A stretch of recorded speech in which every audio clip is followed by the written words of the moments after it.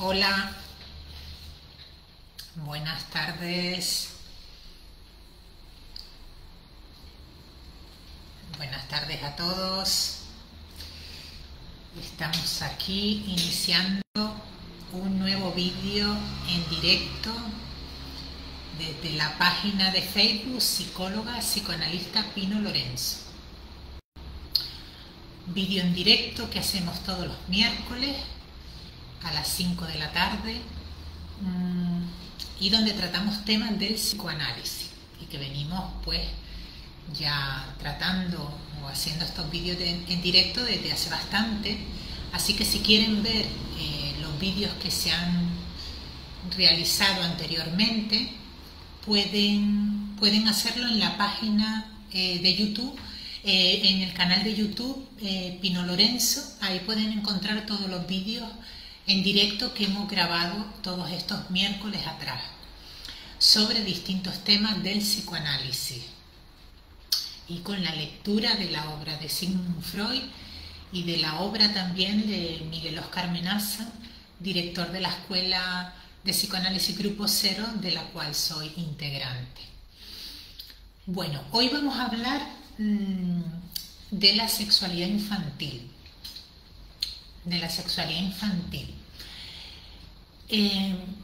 Un tema muy importante dentro de la teoría. Hola Juan y buenas tardes.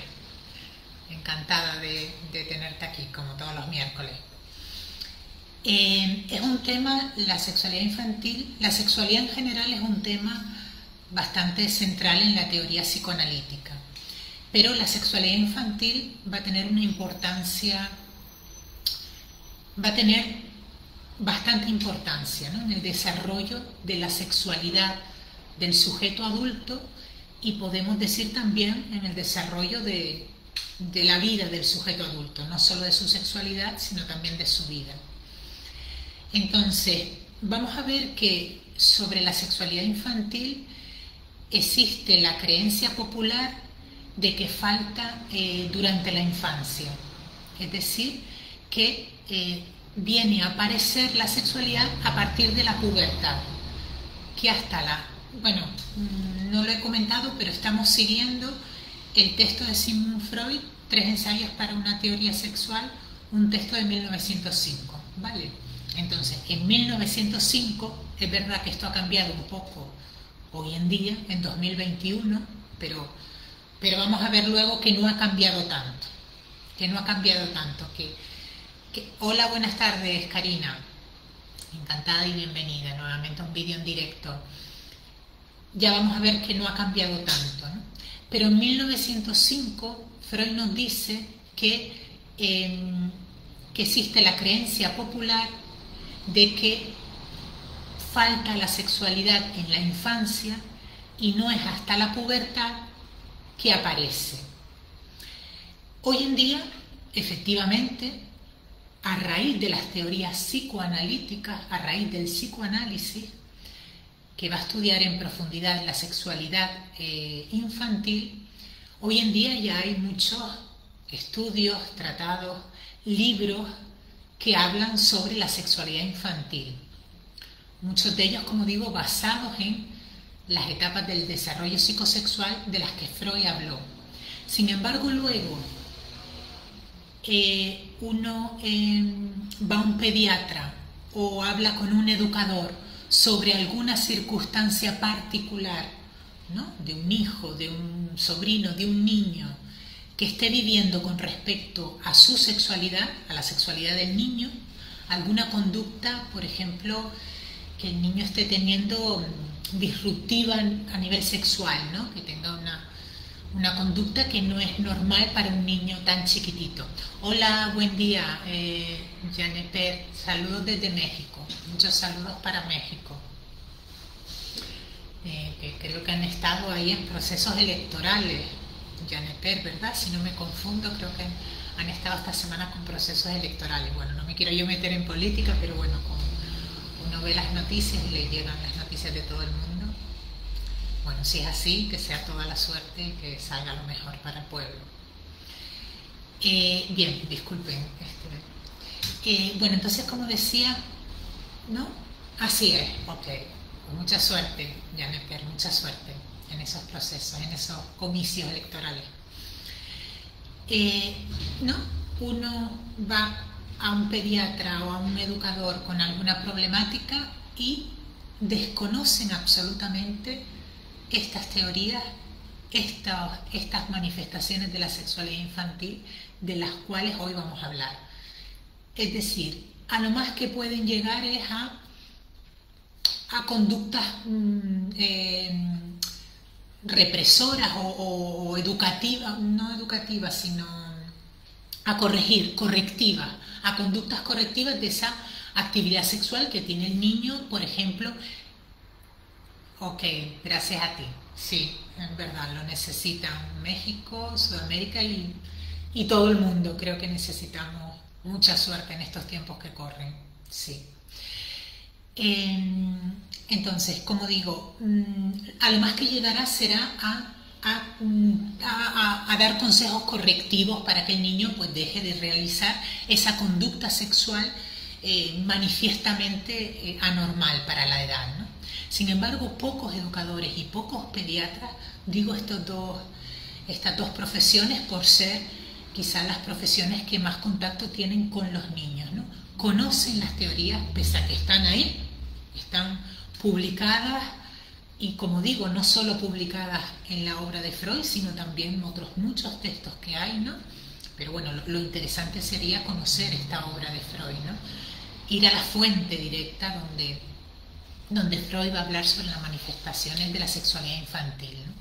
Con lo cual hoy en día hay mucho desconocimiento, sigue habiendo mucho desconocimiento sobre la sexualidad infantil y sobre sus manifestaciones. Vale.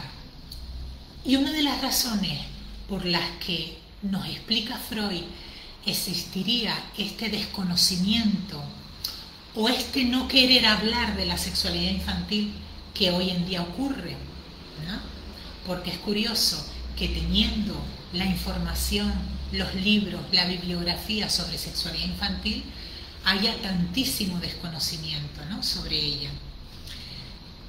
Freud nos dice que uno de los motivos, él la llama de esta negligencia, va a ser un fenómeno psíquico que él denomina con el nombre de amnesia infantil, que consistiría en que el sujeto, todos los sujetos, todas las personas de adulto, no es hasta los 6, 7 años de vida que tenemos un recuerdo o una historia de recuerdos concatenadas sobre nuestra infancia.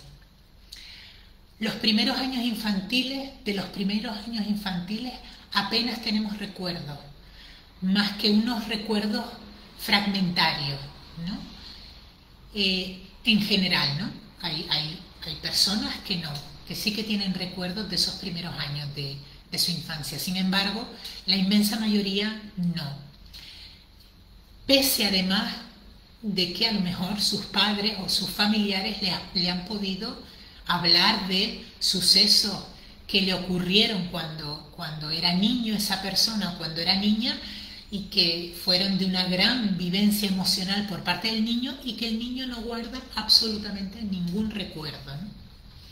Entonces es curioso, ¿no? Esta amnesia, este olvido de estos primeros años de nuestra vida, ¿no?, en las que la sexualidad tuvo una importancia en la vida del niño.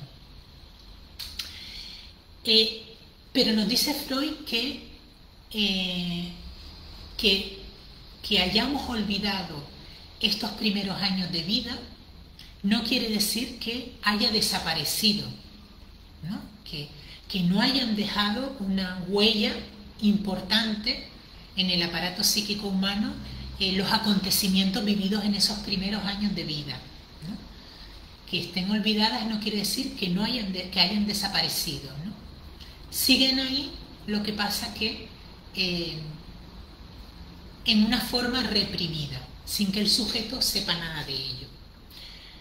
Entre otras cosas, una de las labores del psicoanálisis o de la labor investigadora del psicoanálisis es acceder a todo ese material inconsciente y reprimido al cual el sujeto no tiene acceso más que si no es por el psicoanálisis, ¿no? No tiene acceso a ese material.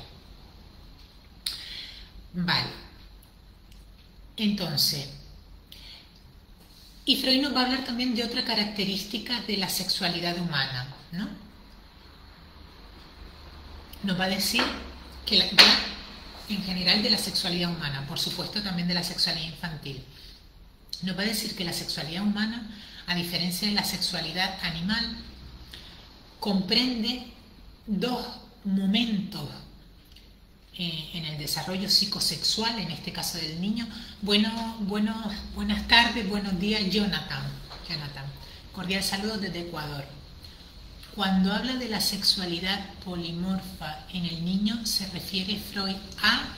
Vale, déjame que lo apunte, Jonathan. Y luego voy a seguir un poquito hablando y luego respondo a tu pregunta, ¿vale? Vale. Una de las características de la sexualidad humana sería que tiene, que se caracteriza que ocurre en dos momentos interrumpidos, esos dos momentos de la sexualidad por un periodo de latencia. Periodo de latencia donde, por decirlo de alguna manera, el instinto sexual estaría como dormido, ¿no? No es que no existiera en ese momento del desarrollo infantil el instinto sexual, sino que estaría como dormido.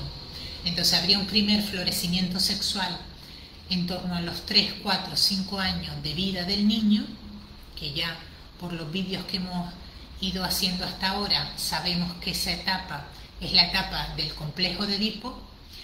Luego habría un periodo de latencia donde el instinto sexual estaría como dormido para volver a florecer el instinto sexual en la pubertad, ¿vale? Esta va a ser una característica de la sexualidad humana. En cualquier animal, o en los animales mamíferos, en los animales superiores, vamos a ver que el desarrollo de la sexualidad, desde que aparece la función sexual en los animales, ya le va a acompañar hasta el final de sus días, ¿vale? No va a tener esta interrupción. Vale. Karina pregunta, ¿se puede decir que los síntomas en nuestra vida adulta pueden ser por alguna represión en ese periodo donde quedó luego en la amnesia infantil y lo podemos recordar en el psicoanálisis? Muy interesantes las dos preguntas. Las vuelvo a anotar para avanzar un poquito y luego voy con ella. Vale. Síntomas neuróticos y sexualidad infantil. Vale. Vamos a seguir un poquito para por lo menos explicar las dos principales manifestaciones sexuales, ¿vale? Bien, pues dicho esto a modo de introducción, nos vamos a meter con las principales manifestaciones de la sexualidad infantil. Y vamos a tomar como como ejemplo típico, la primera manifestación de la sexualidad, como es el chupeteo del pulgar. ¿Qué consistiría, no? Ya lo hace el niño de pecho, casi en las primeras semanas, incluso en los primeros meses de vida, ya el niño va a realizar esta actividad que aparentemente, ¿no? Si no estudiamos en profundidad o si no nos acercamos a estos fenómenos desde la teoría psicoanalítica, pues no pensaríamos que es una manifestación de la sexualidad infantil, ¿no? Que aparentemente iba a decir no tuviera nada que ver con sexualidad si tenemos un concepto de sexualidad pequeño, ¿no? Entonces, esta manifestación de la sexualidad infantil consistiría en la succión rítmica que el niño realiza, normalmente tomando como objeto de esa succión una parte de su cuerpo, que puede ser el labio, puede ser la lengua o comúnmente suele ser el dedo pulgar de la mano o incluso pudiera llegar a ser el dedo gordo del pie también, ¿no? Entonces el niño repite esta succión que normalmente le favorece el dormir, el sueño, el entrar en el sueño, y que Freud dice, se lo voy a leer porque me resulta, hola Dácil, buenas tardes, me resulta muy interesante esto que dice Freud con respecto al chupeteo del pulgar, ¿no? Dice Freud, la succión productora de placer, ¿no? El niño siente placer, ¿no? Ahora vamos a ver por qué siente placer, ¿no?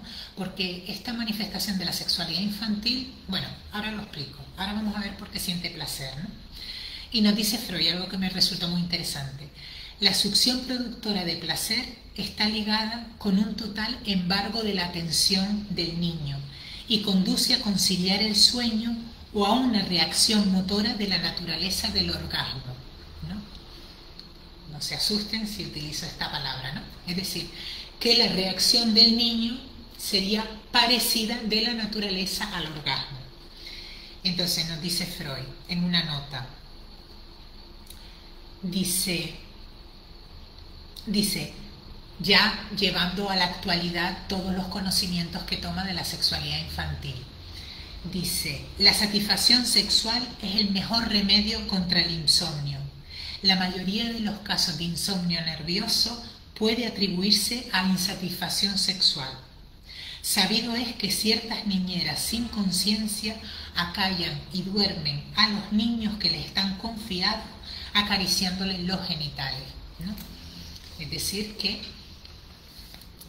bueno, pues lo que acabo de leer, ¿no? Que la insatisfacción sexual sería una de los motivos psíquicos del insomnio en el sujeto adulto, ¿no? Entonces, el chupeteo del pulgar, ¿no?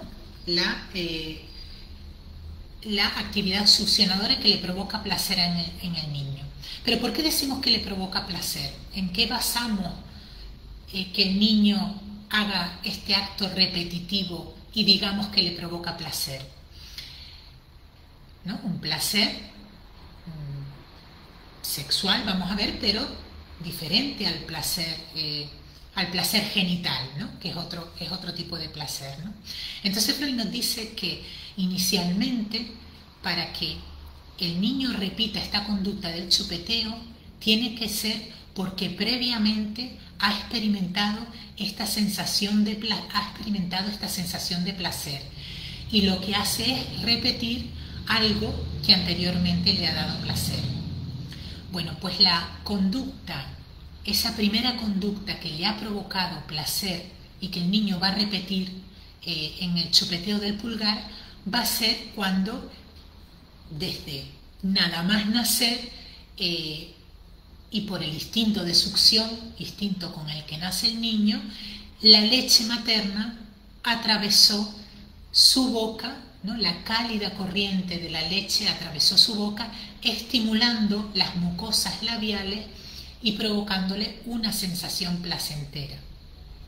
Es decir, la sensación de placer que siente el niño en este momento no solo es una sensación de placer unida a la satisfacción del hambre, que también, ¿no? El hambre del niño, ¿no? La necesidad fisiológica del hambre queda satisfecha por el acto del alimento, pero no solo hay una satisfacción del hambre, también el niño, por el acto repetitivo después del chupeteo, sabemos que ese acto de succionar también le provoca un placer del orden sexual.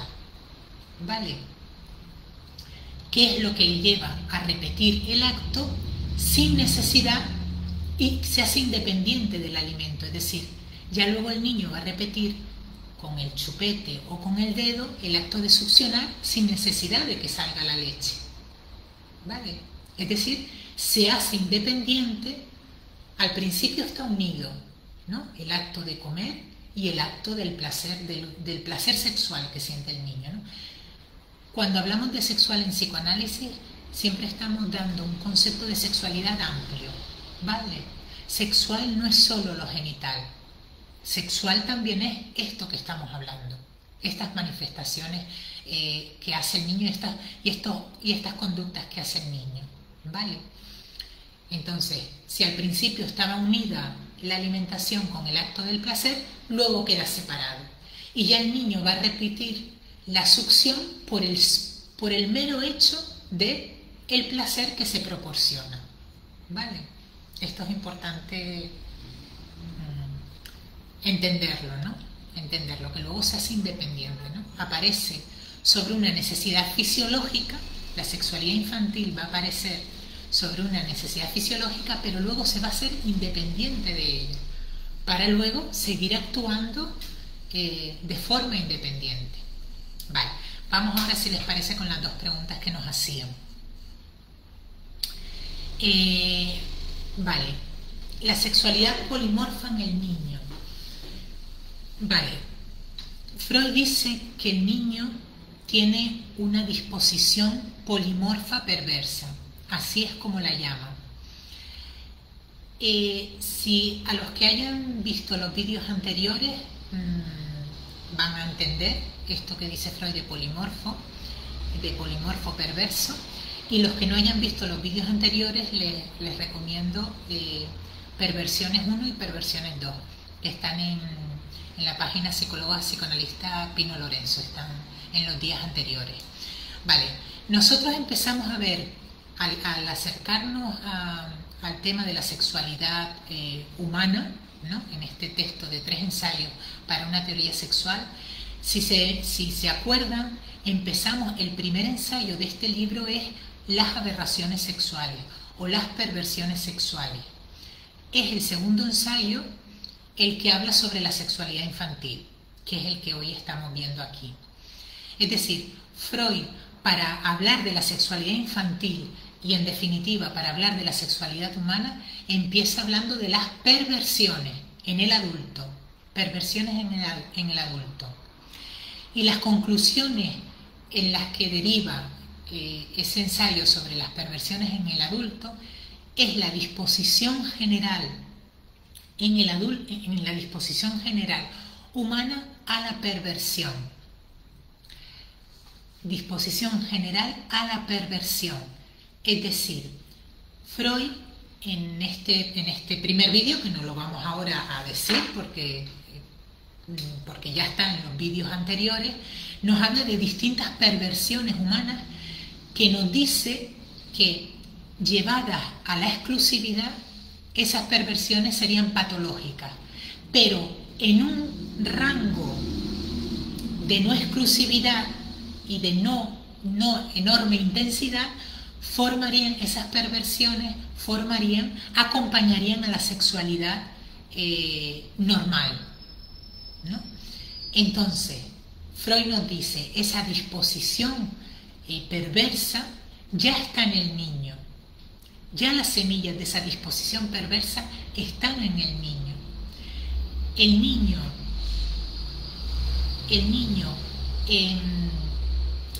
nos dice él, ayudado a lo mejor, o ayudado por la seducción adulta, ¿no? Seducción adulta quiere decir que un adulto le inicie en las prácticas sexuales a las que el niño, si no es por una seducción adulta, nunca llegaría, ¿no? Dice, es fácil que un niño seducido por un adulto o por otro niño mayor pueda derivar en conductas perversas infantiles. Porque los diques, que también los vimos en los vídeos anteriores, los diques frente a esas perversiones que todos tenemos en semilla, todos tenemos en algunos puntos, en algunas intensidades, ¿no? Y que unos desarrollarán más, otros desarrollarán menos, pero que habría una disposición que vendría con el sujeto humano y que sería característico del instinto sexual, ¿no? Esa disposición a la perversión haría que un niño seducido pudiera desarrollar perversiones en la edad infantil, ¿no? Que fueran niños perversos, ¿no? En el sentido de que pudieran tener conductas, por ejemplo, conductas, por supuesto, o conductas de una sexualidad adulta, pero que ocurren en un niño Eso no nos debemos olvidar nunca, ¿no? Niños que ¿no? con una actitud o conductas masturbatorias de tocarse sus genitales muy intensas, que no consiguen corregir, que van pues tocando a otras niñas, a veces niños muy crueles, muy agresivos contra otros, también puede estar escondiendo o puede estar dándonos a entender que ahí está habiendo una aceleración de la sexualidad del niño por una serie de prácticas sexuales que no son acordes con la edad del niño, ¿no? Y esto además es muy interesante, ¿no? Por eso digo que todo educador, todo pediatra debe leer 3 ensayos para una teoría sexual. Es necesario para conocer la sexualidad infantil, ¿no? Muchas veces los educadores, ¿no? los maestros, los educadores infantiles se encuentran con conductas sexuales por parte de niños exageradas, ¿no? que pasan lo normal y a veces eso nos tiene que hacer pensar cuando ya, ¿no? que empiezan incluso a realizar actos, ¿no? el acto del coito, que un niño no tiene absolutamente ninguna capacidad para poder entender, lo realizan con otros niños, ¿no? Entonces esto nos puede hacer pensar en que estos niños pueden estar siendo sometidos a algún tipo de abuso, ¿no? Algún tipo de abusos sexuales por algún adulto o por otro niño mayor que él, ¿no? Entonces imagínense lo importante que es conocer estas teorías, ¿no? Vale, y vamos con la pregunta de Karina. Dice Karina, ¿se puede decir que los síntomas en nuestra vida adulta puede ser por alguna represión en ese periodo donde quedó luego en la amnesia infantil? Y lo podemos recordar en el psicoanálisis. A ver, no es alguna represión. La sexualidad infantil, como dice el director de la Escuela de Psicoanálisis Miguel Oscar Menaza, o no sé si lo dice Freud, ahora acabo de tener un lapsus, no recuerdo, la sexualidad adulta es la sexualidad infantil a costa de ser reprimida. Es decir, la sexualidad infantil sí o sí tiene que ser reprimida. Y esta amnesia infantil forma parte del proceso constitutivo de la sexualidad humana, ¿vale? Y del proceso constitutivo del sujeto psíquico, ¿no? Entonces, pero es verdad que la sintomatología neurótica que el sujeto va a mostrar luego, después de muchos años de estos primeros años infantiles donde opera esta amnesia infantil, esa sintomatología neurótica tiene en parte que ver con la sexualidad de estos primeros años de vida y con los procesos efectivamente de represión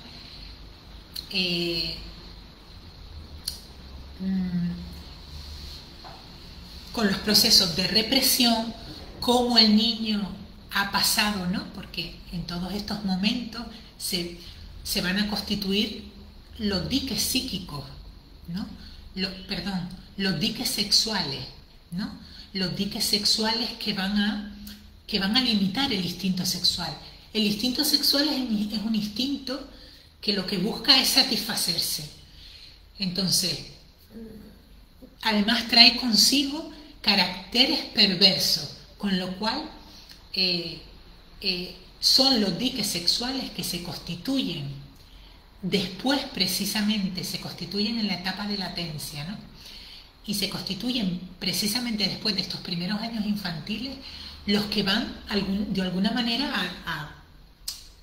a limitar ese instinto sexual, ¿no? Entonces, todo eso, como haya ocurrido, todos esos procesos van a determinar la sexualidad, van a determinar el carácter del sujeto adulto, el carácter normal o de una sexualidad normal, van a determinar un adulto perverso, ¿no? Si esos diques no funcionaron bien, esos diques sexuales fueron muy laxos o no funcionaron bien, tendremos en la edad adulta un perverso adulto. O si esos diques, esa represión fue excesiva, ¿no? Fue incluso anterior a que el niño pudiera, incluso hasta haber establecido algún goce de algún tipo, entonces nos encontraremos con un neurótico en la edad adulta, ¿no? O puede derivar en la neurosis, o sea que es muy importante, ¿no? Todo eso que dice, por supuesto. Vale. Dice Jonathan, gracias por la respuesta, gracias a ti, Jonathan. ¿Cómo es que las etapas sexuales en la niñez marcan caracteres en la adultez? Obsesiva, anal, histérica, perversa. ¿Son fijaciones en las diferentes etapas debido a pulsiones, traumas o a cuál es la causa? Vale. Tú, Jonathan, estás hablando de un tema diferente para tratar en otro vídeo, que lo podemos tratar. Las diferentes estructuras psicopatológicas y sus manifestaciones, ¿no? Y con qué tiene que ver de la sexualidad infantil. Eso lo podemos tratar en un vídeo, Jonathan. ¿Vale? Vale. Vamos a seguir un poquito, voy por lo menos a nombrar otra de las manifestaciones de la sexualidad infantil. Bueno, nos dice Freud una cosa muy interesante con respecto al chupeteo del pulgar, ¿no? La succión productora de placer. Y nos dice que no todos los niños realizan este acto de la succión. Además, en algo voy a responder a tu pregunta, Jonathan. Dice, no todos los niños realizan este acto de la succión. Debe suponerse que llegan a él aquellos en los cuales la importancia erógena, porque la boca se va a convertir entonces en una zona erógena, la importancia erógena de la zona labial se haya constitucionalmente reforzada, ¿no? Y en esos niños va a tener una especial importancia el chupeteo del pulgar. Dice, si esta importancia se conserva, tales niños llegan a ser en su edad adulta inclinados a besos perversos, a la bebida y al exceso de fumar. Y yo añadiría incluso al exceso de la ingesta de comida también, ¿no? Es decir, grandes chupeteadores, podríamos decir, ¿no? Dice, mas si aparece la represión, padecerán de repugnancia a la comida y vómitos histéricos, ¿no? Nos dice Freud que muchas de sus pacientes anoréxicas que él atendió habían sido grandes chupeteadoras, ¿no? Dice, y esto ocurre, ¿no? Que una función como la alimenticia se venga a alterar, ocurre por la duplicidad de la boca o de la zona labial de las dos funciones. Función fisiológica, porque la boca forma parte del aparato digestivo, del aparato alimenticio, pero también función sexual, porque la boca también forma parte de la sexualidad o del aparato sexual en el niño, ¿vale? Entonces, una represión exagerada o una gran actitud o conducta chupeteadora puede derivar en una perversión o en una neurosis de adulto, ¿no? En la edad adulta. Vale, y luego Freud nos habla de otra manifestación sexual infantil, como es la actividad de la zona anal, ¿no? Boca y zona anal van a ser las dos actividades sexuales infantiles que él las llama también pregenitales, porque tienen lugar antes de la actividad sexual propiamente genital, que es la que tiene lugar en la etapa denominada fálica, ¿no? Entonces, la etapa anal consiste, o la actividad de la zona anal consistiría, en este caso, sería la zona anal, la zona erógena, por decirlo de alguna manera, ¿no? La zona estimulada que provocaría en el niño placer, y se caracterizaría en aquellos niños que utilizasen esta zona erógena, por retardar el acto de excreción hasta que la acumulación de las materias fecales en el niño produce violentas contracciones musculares y su paso por el esfínter le va a provocar una viva excitación de las mucosas. ¿Vale? En este caso el acto voluntario sería retener las heces para, en el posterior acto de expulsión, procurarse el niño un acto placentero, ¿no? Por todas las mucosas que existen en el tracto anal, ¿no? Entonces, pero además en este acto de retención y expulsión, que el niño, vamos a decir que es el primer acto sobre el que el niño tiene dominio en su vida, ¿no? El acto porque el niño va a considerar las heces como algo que le pertenece, como algo de su cuerpo, como algo que forma parte de él, ¿no? Y además no siente ningún asco ni por las heces, ¿no? Ni por la suciedad, ni por el olor, ni por nada, ¿no? Entonces, este primer acto es la primera vez que el niño siente que tiene dominio sobre algo, ¿no? Que sería el dominio sobre dar las heces, ¿no? Que tiene su equivalente como si fuera un regalo, dar las heces o retener las heces, ¿no? Esta etapa es toda la etapa del control de esfínteres, ¿no? Y del control del esfínter anal, ¿no? Del control de la caquita, donde los padres ponen al niño a hacer caquita en el orinal. Dice, aquellos niños que retienen mucho, por decirlo de alguna manera, ¿no? Que van a provocarse, a proporcionarse este placer mediante la retención de sus heces y que no van a complacer, porque realmente el acto de hacer caquita en el orinal es un acto que complace al adulto cuidador del niño, ¿no? El adulto, cuando ve que el niño hace caquita en el orinal, le aplaude, le quiere, le dice cosas bonitas. Sin embargo, si no hace esa caquita, lo reprende, ¿no? Entonces, aquellos niños que tanto porque retengan para su propio satisfacción o bien porque sean retenedores, ¿no? Puede desembocar, puede ser un signo de nerviosidad adulta, nos dice Freud, ¿vale? Puede ser un signo de nerviosidad adulta. Vale. Es decir, que también este acto de esta actividad de la zona anal en esta etapa del desarrollo psicosexual del niño también establece,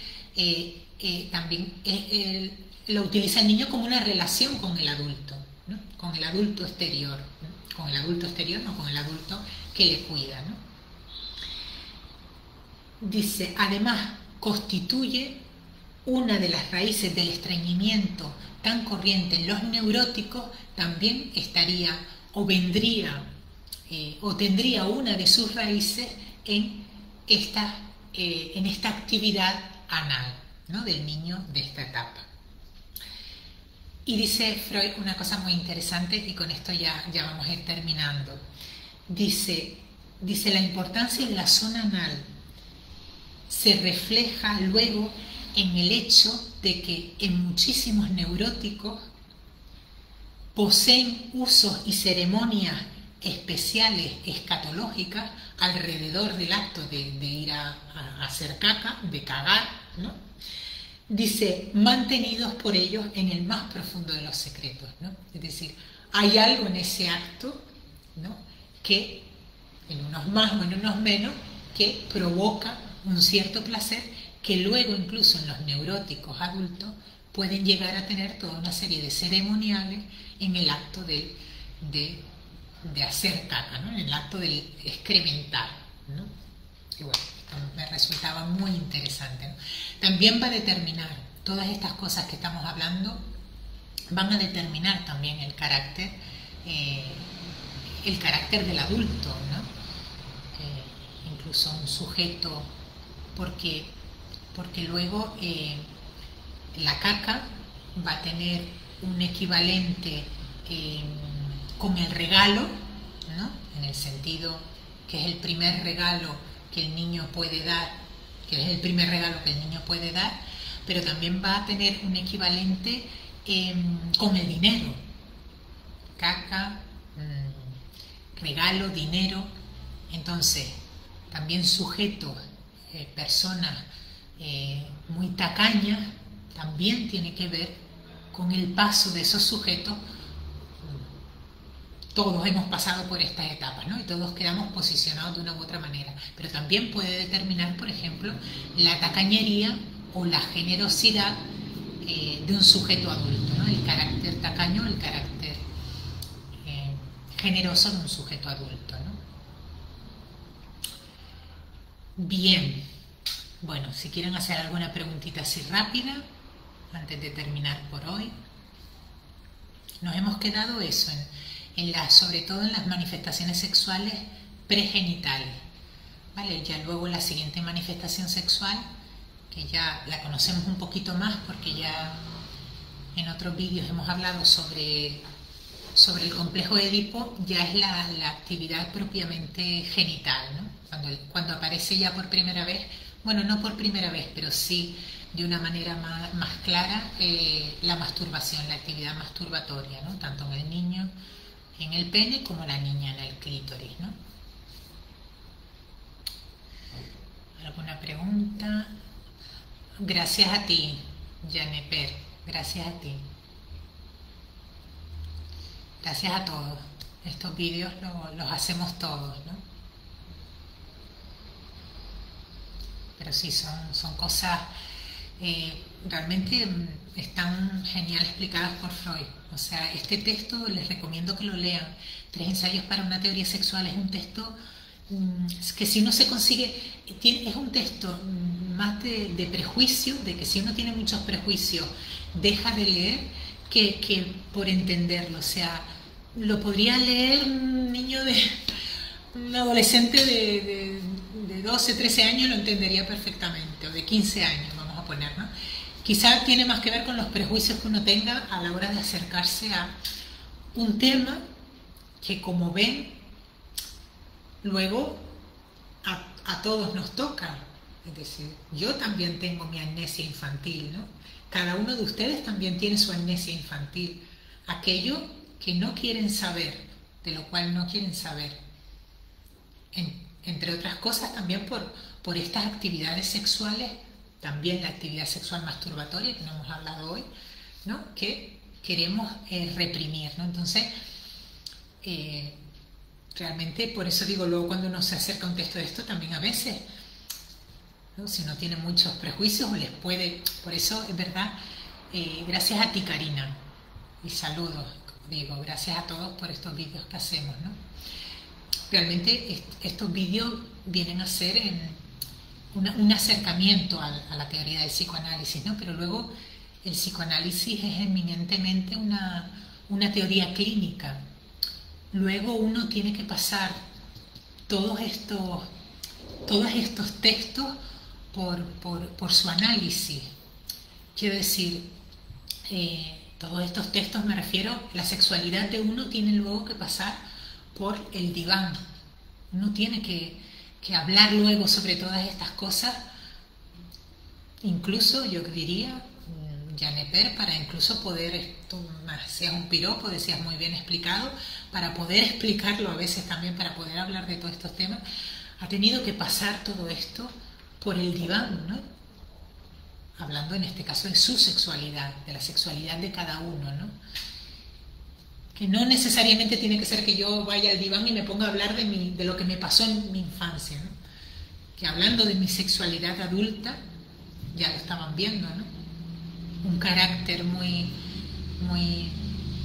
tacaño en la edad adulta nos está hablando ya de la sexualidad infantil. Es decir, que aunque yo no nombre mi sexualidad infantil en mis sesiones en el diván, si estoy hablando, por ejemplo, de los problemas, ¿no? de que todo el mundo me quiere robar, todo el mundo me quiere quitar el dinero.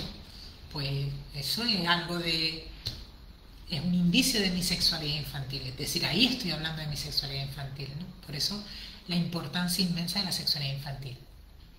Vale, y Dacil Medina nos hace una preguntita y con ella terminamos. A mi niña con 2 y 3 años se volvía un problema ser caquita. Se escondía y sufría mucho por el estreñimiento. Pediatras solo indicaban que tomara dieta apropiada. Me sentía muy preocupada meses y meses así. Gracias, Pino. Efectivamente, Dacil, lo que decía al principio del vídeo, que desconocemos lo que está en juego en estos niños, ¿no? Que no es solo una función fisiológica, que no solo es la función por la que el niño tiene que pasar de retención de heces y de control de esfínteres. También en juego está la función sexual, que también está en juego en todos los niños, ¿no? Y que deberíamos de conocer, un pediatra debería de conocer para...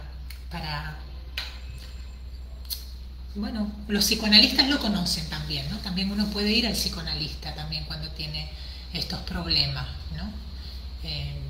Pero que bueno, que me parece que claro, uno va al pediatra con un problema físico del niño y que efectivamente es un problema físico o con preocupaciones sobre cómo hacer el control de esfínteres y si uno conociera todos estos otros aspectos sexuales, posiblemente podría también abordar ese tema pues desde otro lugar. Pero bueno, los psicoanalistas estamos ahí para ello, ¿no? Para ello. Pues nada, muchísimas gracias, como siempre. Sí les tengo que decir que a partir de la próxima semana, los miércoles en este horario, no voy a poder estar porque voy a dar unas charlas en el centro penitenciario aquí en la ciudad, en la isla de Gran Canaria. Voy a dar unas charlas durante los 4 miércoles de julio. Entonces no vamos a poder hacer los vídeos los miércoles. Entonces todavía tengo que ver el día que voy a poder hacerlo, que ya les informaré por mi página psicóloga psicoanalista Pino Lorenzo. Ya les pondré el día que haremos estos vídeos. Vale, pues muchísimas gracias a ustedes y nos vemos en el siguiente vídeo. Chao.